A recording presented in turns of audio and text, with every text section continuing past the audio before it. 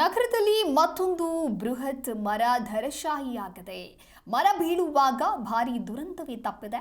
ಮರ ಬೀಳ್ತಾ ಇರುವಂತಹ ದೃಶ್ಯ ಸಿಸಿ ಕ್ಯಾಮೆರಾದಲ್ಲಿ ಸೆರೆಯಾಗಿದೆ. ಹೊರಮಾವಿನ ಕಾರ್ ವಾಷಿಂಗ್ ಬಳಿ ನಡೆದಿರತಕ್ಕಂತಹ ಘಟನೆ ಇದು. ಹತ್ತಾರು ವಾಹನಗಳು ಓಡಾಡ್ತಾ ಇದ್ವು. ಆ ವಾಹನ ಓಡಾಡ್ತಾ ಇರುವಂತಾಗಲೇ ಮರ ಬಿದ್ದಿದೆ. ದ್ವಿಚಕ್ರ ವಾಹನ ಆಟೋ ರನ್ನಿಂಗ್ನಲ್ಲಿರುವಾಗಲೇ ಈ ಘಟನೆ ನಡೆದಿದೆ. ಪವಾಡದಂತೆ ಆಟೋ ಚಾಲಕ ಮಾತ್ರ ಪ್ರಾಣಾಪಾಯದಿಂದ ಪಾರಾಗಿದ್ದಾನೆ. ಈ ಹಿಂದೆಯೂ ಕೂಡ ಬೆಂಗಳೂರಿನಲ್ಲಿ ಮರದ ಕೊಂಬೆ ಬಿದ್ದು ಒಬ್ಬ ವ್ಯಕ್ತಿ ಸಾವನ್ನಪ್ಪಿದ್ದ. ಇನ್ನು ಈ ಘಟನೆ ಬೆಂಗಳೂರಿನಲ್ಲಿ ಮರಗಳ ಸುರಕ್ಷತೆ ಮತ್ತು ನಿರ್ವಹಣೆಯ ಬಗ್ಗೆ ಬಹಳಷ್ಟು ಚರ್ಚೆಯನ್ನು ಹುಟ್ಟುಹಾಕಿತು.